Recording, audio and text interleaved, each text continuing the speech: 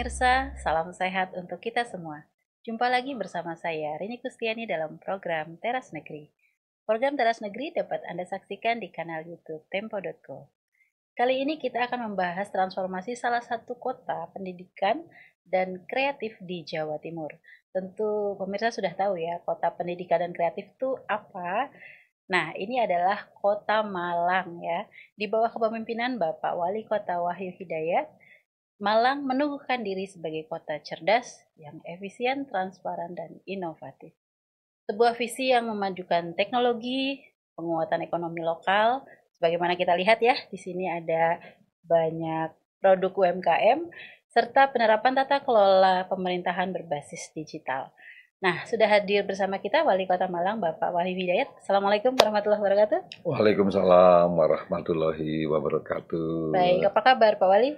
Alhamdulillah sehat hari ini. Alhamdulillah. Hari ini sehat ya. Alhamdulillah sehat Pak.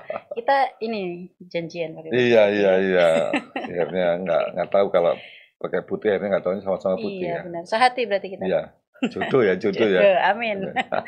Oke Pak, selamat datang kembali di program Teras Negeri, karena ini kali kedua sebenarnya Pak Wahyu menjadi tamu kita di program ini. Sebelumnya Pak Wahyu hadir sebagai penjabat Wali Kota Malang ya Pak, tahun lalu ya. Sekarang sudah menjadi Wali Kota definitif dengan kepercayaan penuh dari masyarakat Kota Malang. Selamat Pak. Ya, belum terlambat untuk terus berkarya untuk Kota Malang. Siap hari ini. Baik, untuk mengawali perbincangan ini kita ingin mendengar langsung dari Pak Wahyu tentang filosofi memimpin Kota Malang setelah menjadi wali kota definitif ya. Dan menjadi ASN sudah berapa tahun Pak di Kota Malang sebelumnya? Persis 30 tahun. Wah. Jadi saya mundur dari ASN langsung mendapatkan penghargaan dari Bapak Presiden 30 tahun pengabdian. Wah. Yang terbaik tanpa cacat, tanpa celah. Gitu. Kemudian 30 tahun. Masuk ke pilkada. Kemudian mundur 30 tahun, akhirnya sekarang saya diminta oleh masyarakat Kota Malang untuk melanjutkan dengan menghilangkan PJ-nya. Oke, siap Pak. Nah, waktu Bapak menjadi PJ saya sering sekali dengar Boys Ilakes gitu ya. Itu apakah masih berlaku itu Boys Ilakes sekarang atau ada yang baru? Silakan Bapak. Ya. Jadi memang awal saya masuk jadi pejabat wali kota Malang ingin memasyarakatkan kearifan-kearifan lokal, salah satunya bahasa. Satunya yang kemarin kita ingin memasyarakatkan dengan Boys. Boys ini adalah satu yang keren, santun, dan lain-lain. Supaya ini bisa menjadikan Boys ini diterima oleh masyarakat, kemarin kita menggunakan Boys Ilakes. Jadi Boys sekali, Boys sekali. Jadi Boys itu bagus. Nah, setelah saya maju, kemudian saya membuat visi misi, dan visi misi saya menamakan Boys Berkelas. Tetap ada nama Boys-nya. Nah, berkelas ini supaya kita tidak hanya penilaian ini hanya segitu saja, kita punya target. Kita harus naik kelas. Jadi katanya orang Malang ini nggak kelas itu berarti ya begitu-begitu aja. Jadi kita harus berkelas, jadi harus naik kelas. Pak. Naik kelas, berarti ada visi yang ingin dicapai tentunya. Itu apa aja Pak? Saya Boys Berkelas itu singkatan juga. Jadi Boys-nya itu adalah mandiri, berbudaya, optimal, indah, dan sejahtera. Termasuk juga berkelas ini juga adalah salah satu singkatan yang ingin saya capai dalam kepemimpinan saya selama 5 tahun. Jadi kita buat adalah Boys Berkelas. Dan untuk mewujudkan keinginan dan termasuk juga menyelesaikan permasalahan-permasalahan baru ini. Jadi saya masuk ini Kota Malang ini banyak masalah-masalah yang tidak terselesaikan. Dan keinginan masyarakat saya kemarin pada saat menjadi pejabat wali Kota Malang dianggap berhasil menyelesaikan masalah, ingin menyelesaikan masalah-masalah yang belum saya selesaikan. Nah, akhirnya saya buat visi misi, ada 5 prioritas yang saya prioritaskan selama 5 tahun dan ada dasar bakti unggulan. Nah, 5 prioritas itu yang pertama ini karena Malang adalah kota pendidikan dan ATS anak tidak sekolahnya sangat tinggi. Akhirnya saya fokus kepada pendidikan. Yang pertama ini jadi prioritas saya adalah memberikan seragam gratis kepada anak-anak baru. Karena selama ini ada anak-anak sekolah tidak mau sekolah karena dia minder, nggak punya seragam, yang masih mikir seragam. Nah, yang kedua, untuk salah satu penyebab anak tidak sekolah adalah ketidakmampuan mereka membiayai pendidikan. Akhirnya kita beri beasiswa.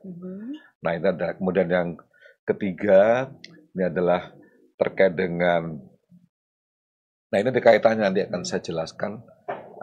Kota Malang ini adalah kota yang menjadi daerah-daerah tujuan, baik tujuan wisata, kuliner, mais. Orang-orang yang datang ke Kota Malang adalah mereka ingin ada satu tempat yang untuk bisa memberikan satu knowledge ya, ada pengetahuan. Akhirnya kita membuat 1000 event ya dalam 1 tahun. Kita harus mewujudkan 1000 event. Kemudian yang keempat, ini pemberdayaan masyarakat. Selama ini masyarakat ini masih belum bisa mewujudkan keinginannya dalam merencanakan kawasannya. Akhirnya kita berikan stimulan 50 juta rupiah per tahun pada tiap RT. Oh, gitu. RT ya, tiap RT. Ya. Okay. Nah, dan yang terakhir adalah penyelesaian terkait infrastruktur perkotaan. Jadi Malang ini ada kemacetan, ada banjir, parkir, infrastruktur dasar yang belum selesai. Nah, itulah saya selesaikan dalam 5 prioritas tertuang dalam dasar bakti unggulan saya. Karena visi misi ini harus sejalan dan betul terintegrasi dengan program nasional Provinsi Jawa Timur dan Kota Malang sendiri. Nah, akhirnya saya membuat dasar bakti unggulan. Dan yang berbeda dasar bakti unggulan saya ini, Mbak Rini, ini saya sebagai orang Malang dan selama ini saya 30 tahun di ASN. Ada hal-hal yang belum banyak dipahami oleh masyarakat. Salah satunya bagaimana implementasi isi dari visi misi RPJMD. Karena selalu target visi misi kadang-kala tercapainya kesejahteraan masyarakat itu terlalu tinggi. Mereka tidak tahu apa langkah-langkah yang harus dilakukan pemerintah untuk mencapaikan satu tujuan. Bahasa langit, Pak ya, biasanya bahasa langit. Visi-misi ya. Kalau bahasa Malangannya daki-daki, terlalu tinggi. Benar. Nah, akhirnya saya mencoba ini membuat ada dasi bakti unggulan saya dengan bahasa Malangan.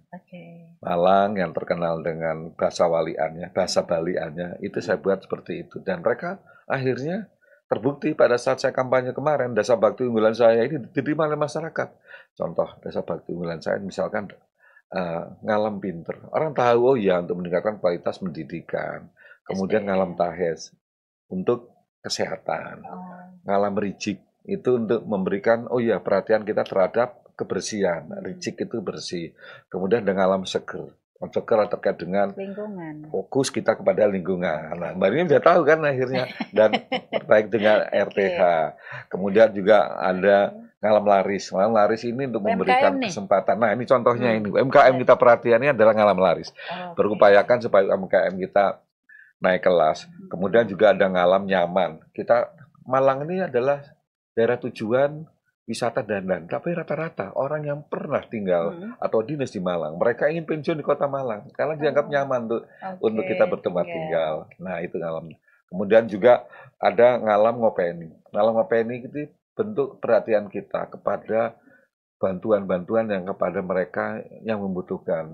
Itulah kita akan jadilah itu 10 ngalam-ngalam yang menjadi satu tujuan saya 5 tahun ke depan bersama Mas Wakil Wali Kota dengan bahasa Malangannya.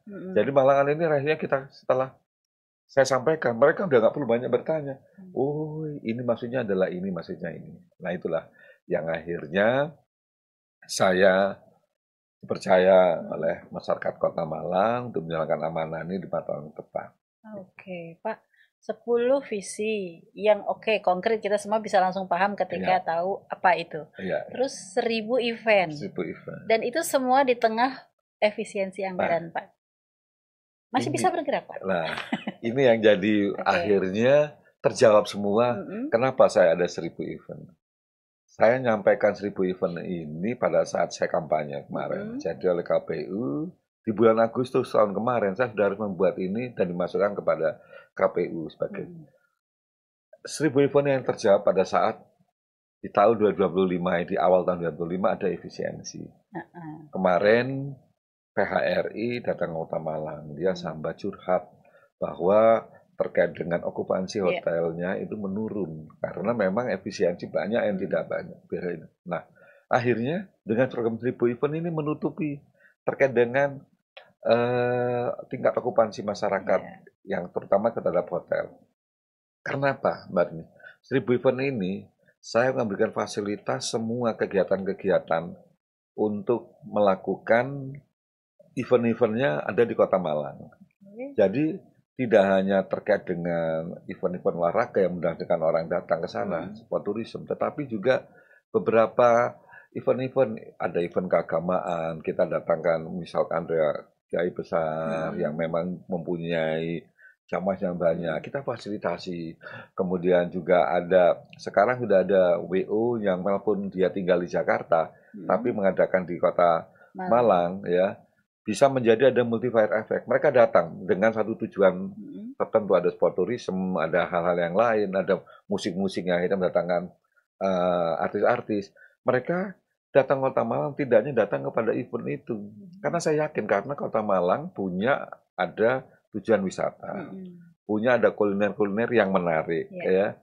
Ada juga oleh-oleh yang ingin didapatkan dan lain-lain. Nah, akhirnya mereka event ini kita fasilitasi dan mereka yakin apabila kita fasilitasi tersebut banyak kemudahan-kemudahan mereka melakukan itu dan tidak hanya melaksanakan event itu, tapi ada event-event lain dan mereka selalu mengajak keluarga. Contoh ada beberapa yang kegiatan-kegiatan event kemarin yang banyak sekali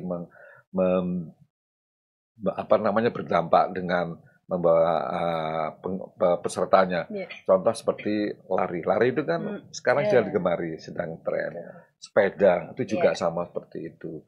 Dan juga ada beberapa kegiatan lain, ada sepatu roda, sport tourism. Kemudian ada beberapa festival dan lain. Kami fasilitasi. Dan alhamdulillah setiap kali kita ada event. Dan kemarin itu juga bulan dari libur panjang. Saya isi semua dengan event-event. Luar biasa dampaknya. Hotel itu sampai dengan menolak mereka itu karena mereka datang rata-rata dengan keluarga karena sekaligus ya wis kita ke Malang saja, tidak hanya datang ke event ini, sekalian mereka mencari hal-hal yang lain. Mumpung di Malang ya sudah cari objek wisata, cari kuliner-kuliner yang sekarang sedang viral-viral kan banyak. Itu selalu kita kembangkan dan kemudian juga oleh-oleh. Dan akhirnya apa? Berdampak juga dengan UMKM. Tiap kali ada event saya wajibkan ada UMKM, contohnya seperti ini. Saya diundang Tempo aja untuk ini saya bawa UMKM supaya nanti mereka tahu bahwa ini adalah produk. Nah, ini ada multiplier efeknya.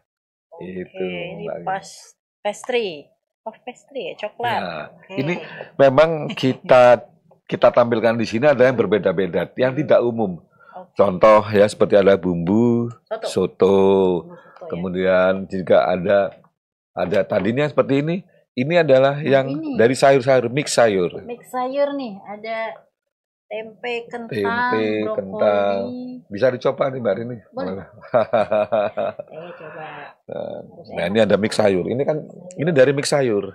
Ini mix sayur ini. Nah, ini kan cara baru makan buah dan sayur. Jadi enggak crispy-nya tuh. Nah, ya. Ini jadi mereka UMKM kita kemas supaya memberikan sesuatu yang berbeda. Tidak hanya nanti hanya keripik tempe semua. Nah, keripik tempe pun dengan berbagai rasa sekarang. Betul, Pak. Ada rasa yang selama ini ya, bukan ada rasa yang tidak pernah ada, bukan begitu rasanya, tapi rasa-rasa yang berbeda. Ada rasa yang sekarang ada rasa coklat, ada rasa bumbu-bumbu yang berbeda-beda.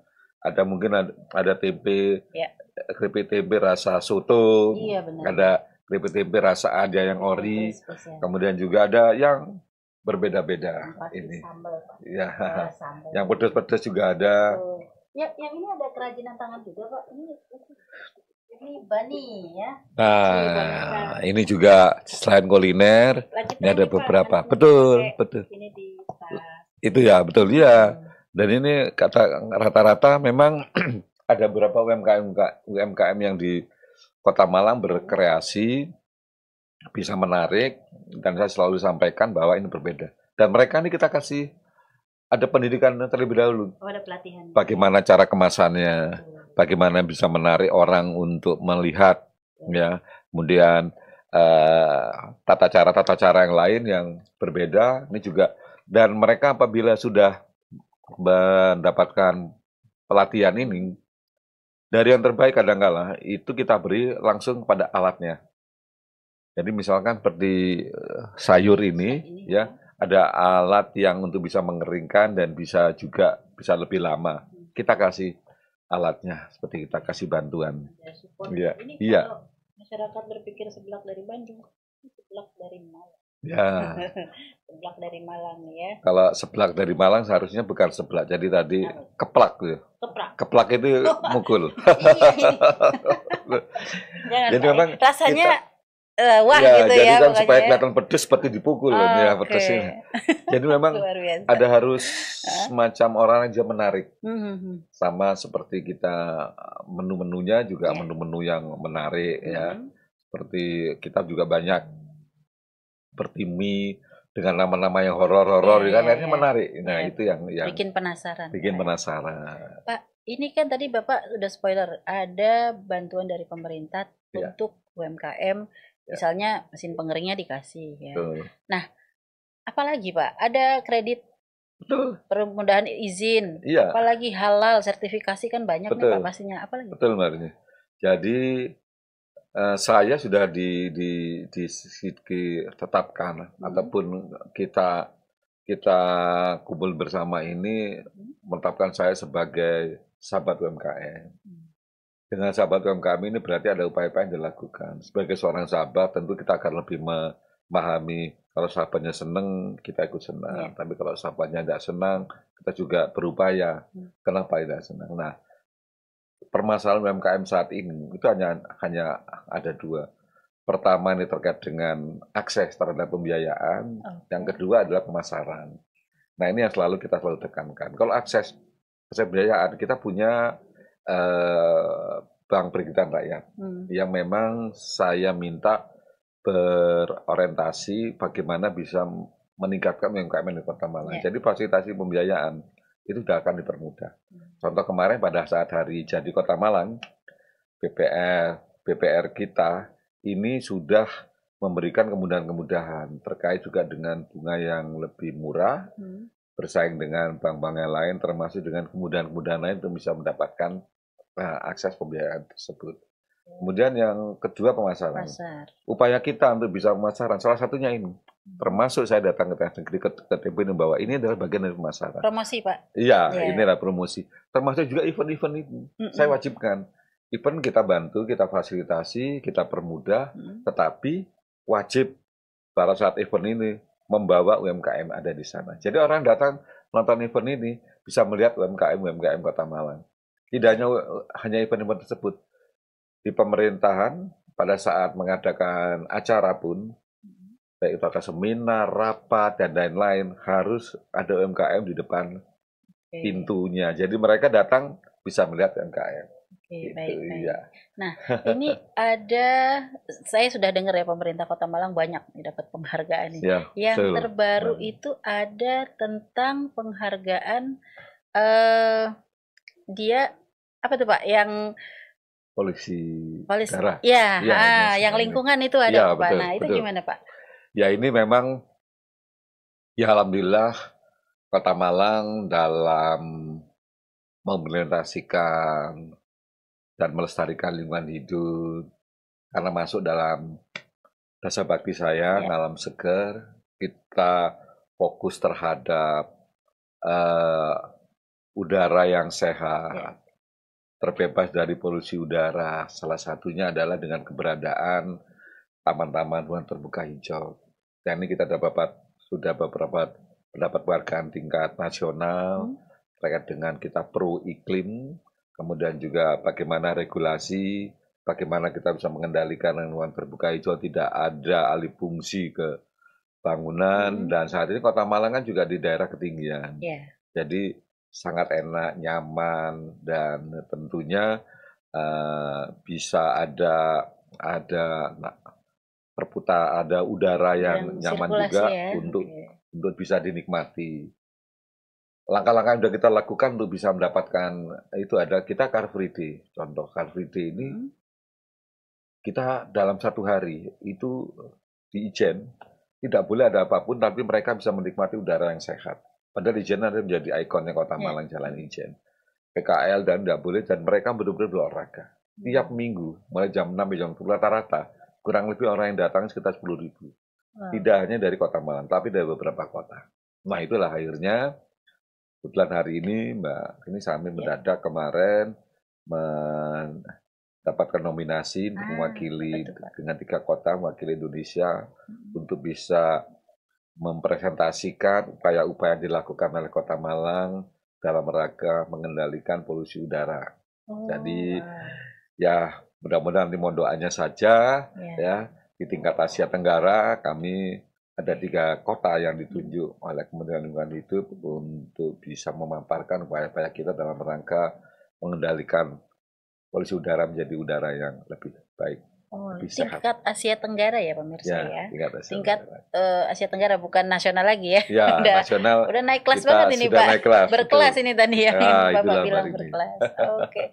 Ada juga nih Pak, saya dengar dapat penghargaan dari tim percepatan perluasan digitalisasi dan akselerasi kartu kredit pemerintah daerah. Itu apa sih Pak sebenarnya? Jadi ya alhamdulillah kemarin dari Bank Indonesia memang melihat dan memantau terkait dengan bagaimana digitalisasi keuangan yang dilakukan oleh pemerintah daerah.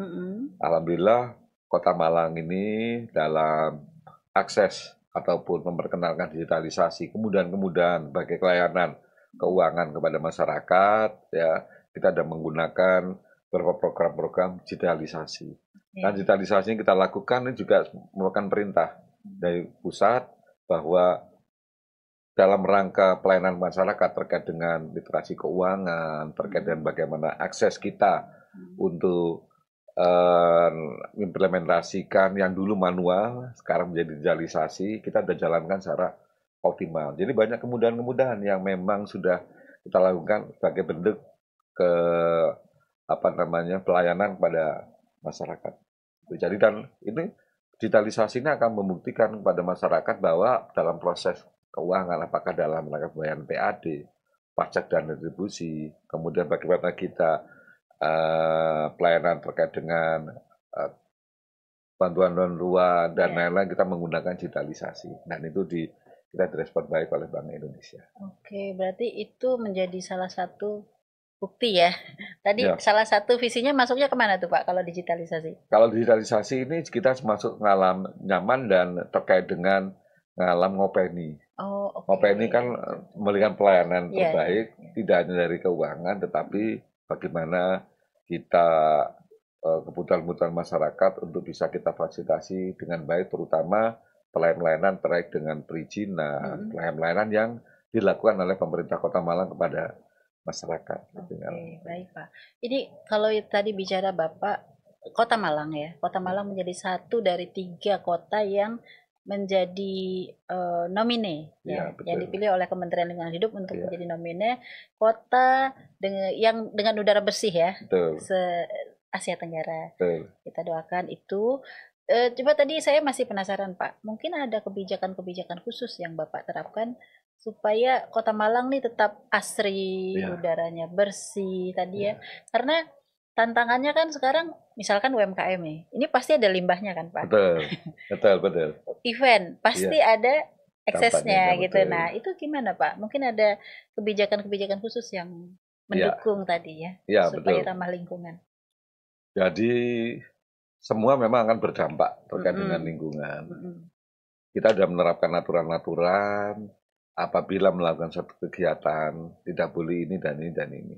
Jadi kita memang ketat terkait dengan bagaimana Kota Malang ini bisa seger, ngalam seger, bisa asri, nyaman, dan tentunya dengan aktivitas-aktivitas yang mereka lakukan.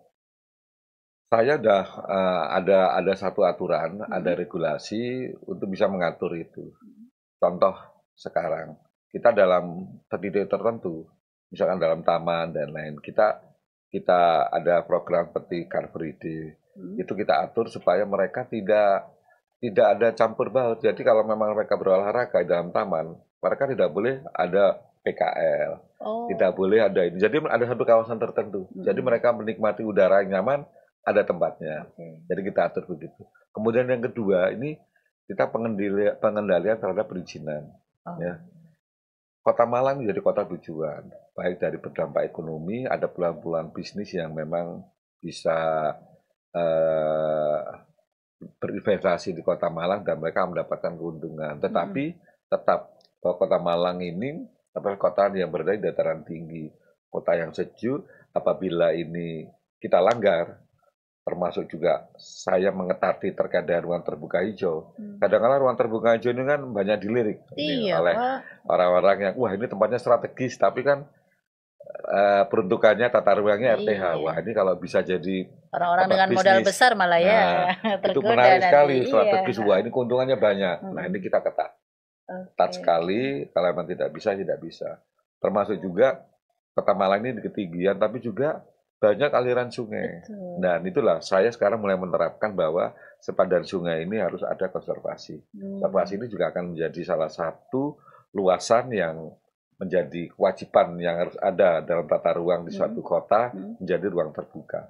Salah satunya adalah kawasan konservasi. Itulah, jadi kita jaga keseimbangannya antara ruang terbuka hijau, antara peruntukan-peruntukan yang lain agar dan aktivitas masyarakat. Betul, jadi memang udara akan tetap terjaga di Kota Malang.